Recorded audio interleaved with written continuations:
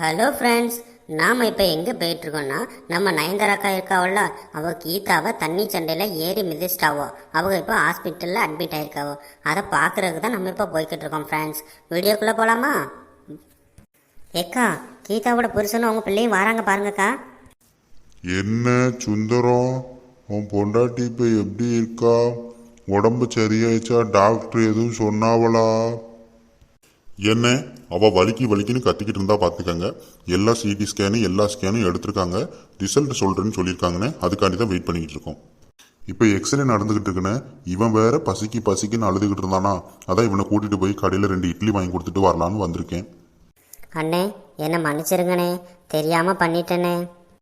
பண்ணுறதெல்லாம் பண்ணிட்டு மன்னிப்பு கேட்கலாம். மன்னிப்பு ஒரு தண்ணிக்கு போய் இப்படி அடைச்சிட்டு கிடக்காளுவோ, அவ சாவ பொழைக்க கிடக்கா. சரி விடுங்கண்ணே, நடந்தது நடந்து போச்சு. என் பொண்டாட்டி மேலதான் தப்பு அதிகமா இருக்கும்னு நினைக்கேன். அவளுக்கு உடம்பு பூரா திமிர்னே, அவளை அடக்கவே முடியல. நயன்தாராக்கா கொடுத்த அடியில இனிமே ஒழுங்கா இருப்பா. அப்பா, எனக்கு பசிக்குதுப்பா, சாப்பாடு வாங்கி தாங்க. சே, பாவம் வள்ளி கீதா, அவளை வேற அடிச்சிட்டோம். இப்போ அவங்க பிள்ளைங்க அவங்க புருஷனுக்கு தான் ரொம்ப கஷ்டம் பார்த்துக்க. ஆமாக்கா, பாவம்க்கா, அவர் புருஷனே இப்போ உடம்பு சரியில்லாமல் தான் இருந்தார். பாவம் என்னன்னு தான் பார்க்காரோ தெரியல. இதில் அந்த பையன் வேற அவரை பாடா படுத்துவான். சரி, நீங்கள் உள்ளே போய் பார்த்துக்கிட்டு இருங்க. நான் இவனுக்கு 2 இட்லி மட்டும் வாங்கி கொடுத்துட்டு வரேன். சே, கீதாவோட மகனை பார்க்கும்போது ரொம்ப பாவமாக இருக்குட்டி. இப்போ பாவப்பட்டு என்ன செய்ய? அடிக்கிறதுக்கு முன்னாடியே தெரிஞ்சிருக்கணும். ஒழுங்கா வாடி பேசாம. எம்மாடி கீதா, எம்மா கீதா, இப்போ உடம்பு பரவாயில்லையா? ஏக்கா, அவளை பார்க்கும்போது எனக்கு சிரிப்பாக வருதுக்கா. ஏ வள்ளி, சிரிக்காத வள்ளி, பாவம், அவளை நானே அடிச்சிட்டேன்னு வேதனையில் இருக்கேன், நீ சிரிச்சுக்கிட்டு இருக்க. யார் வந்திருக்கா? ஏ கீதா, நான் தான் நயன்தாரா வந்திருக்கேன். ஏக்கா, நான் இருக்கேனா செத்துட்டேனான்னு பார்க்க வந்தியலாக்கா? ஏன் கீதா இப்படிலாம் பேசுகிற? நானே ரொம்ப வருத்தத்தில் இருக்கேன் கீதா. உன்னை ஏன் தான் அடித்தோம்னு தெரியாமல் அடிச்சிட்டேன் கீதா. நான் இப்படி பண்ணது தப்பு தான், என்னை மன்னிச்சுக்கா சரியா? பரவாயில்லக்கா, விடுங்கக்கா. ஏக்கா, என் மவனை மட்டும் கொஞ்சம் பார்த்துக்கிடுங்கக்கா.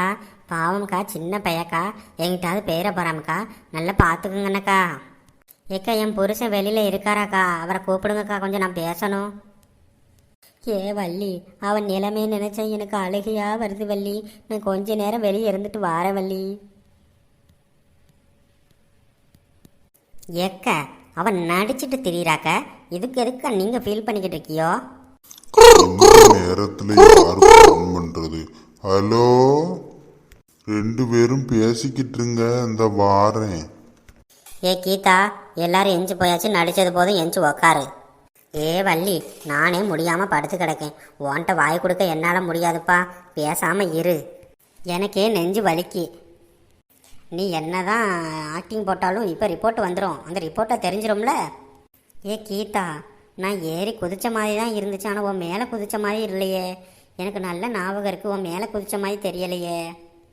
ஏக்கா, நான் தான் சொல்கிறேன்லக்கா, அவள் உங்கள் புருஷன்ட்ட அடி வாங்கணும்னு சொல்லி இப்படி நடிச்சிட்டு திரியிறாக்க.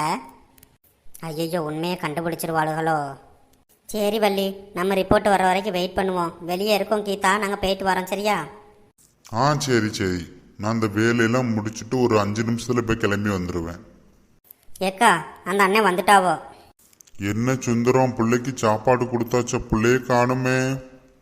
இங்க இருந்தா ஒரே அடம் பிடிச்சு அழுகுறான். அதான் அவங்க பெரியமாட்ட விட்டுட்டு வந்திருக்கேன்னே. சரி, ஓகே, அதுவும் நல்லதுதான். ஹாஸ்பிட்டல்ல சின்ன பிள்ளைங்கள வச்சிருக்கிறது கஷ்டம்தான். சரி, அவங்க பெரியமாட்டையா அவன் இருக்கட்டும். அண்ணே, நான் போன பிறகு டாக்டர் யாராவது வந்தாவளா? எதுவும் சொன்னாவளா? இல்லை சுந்தரம், டாக்டர் இன்னும் வரல. இனிமே தான் வருவாங்கன்னு நினைக்கேன். வந்து ஒன்ட்ட சொல்லிடுவாங்கன்னு நினைக்கேன். ஏக்கா, டாக்டர் வந்தாச்சு. ஏம்மா, நீங்கள் தான் கீதா அவங்க கூட இருக்கிற எல்லாருமா? ஆமாம் டாக்டர், நான் தான் அவங்க ஹஸ்பண்டு. என்கிட்ட எதாக இருந்தாலும் என்கிட்ட சொல்லுங்கள். எப்பா, இதில் சொல்கிறதுக்கு ஒன்றுமே இல்லை.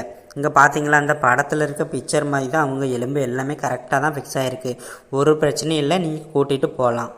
இந்த பாருங்கள், இந்த படத்தில் உள்ளதான் கீதாவோட எக்ஸ்ரே. பார்த்தீங்கன்னா எல்லாமே கரெக்டாக தான் இருக்குது. ஆனால் அவங்க அதுக்கு தான் வலி இருக்குதுன்னு சொல்கிறாங்க, என்னன்னு தெரியலை. இது எல்லாமே கரெக்டாக தான்ப்பா இருக்குது. நீங்கள் கூட்டிகிட்டு போகலாம். டிஸ்சார்ஜ் இன்றைக்கே பண்ணிக்கலாம், இப்போ உடனே கூட பண்ணிக்கலாம். பரவாயில்ல டாக்டர், ஒரு 2-3 நாள் நாங்கள் இருந்து ரெஸ்ட் எடுத்துகிட்டே போகிறோம். அந்த அளவுக்கு எதுவும் அவசியம் இல்லைங்க. அவசியம் இருந்தால் நானே இருக்க சொல்லியிருப்பேன். எதுவும் பிரச்சனை இல்லை. அவங்களுக்கு ஏன் வலி இருக்குன்னு தெரில. ஆனால் எலும்புகள் எல்லாமே ஃபிக்ஸ் ஆக வேண்டிய இடத்துல கரெக்டாக தான் இருக்குது. எதுவும் பிரச்சனை இல்லை. கூட்டிகிட்டு போகலாம். பாத்தியலாக்கா, நான் தான் சொன்னோம்லக்கா, அவன் நடிச்சிட்டு திரியிறாவக்கா. ஏ வள்ளி, இப்போதான் வள்ளி எனக்கு சந்தோஷமா இருக்கு. ஒன்றுமில்லன்னு டாக்டர் சொல்லிட்டாவோ.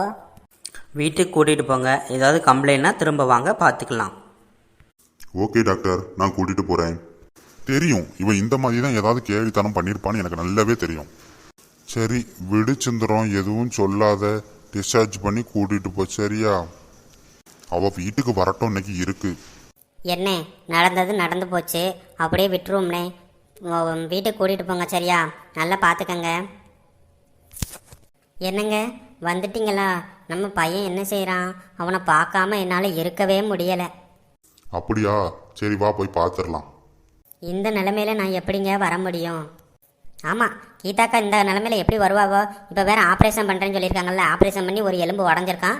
அதை வந்து ஊசி வச்சு தைக்கணும்னு சொல்லியிருக்காங்க. அதுக்கப்புறம் வேணால் போவோம்.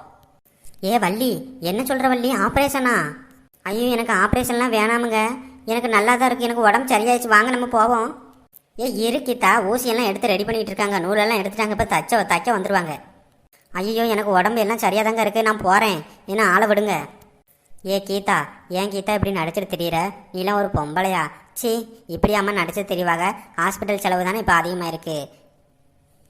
இனிமேனாலும் ஒழுங்காக நடந்துக்கம்மா. இப்படிலாம் நடிச்சிட்டு தெரியாத. இப்போ பாரு, உன்னால் உன் புருஷனும் உன் பிள்ளையும் தான் கஷ்டப்படுறாங்க. அது உனக்கு தெரிய மாட்டுக்கு.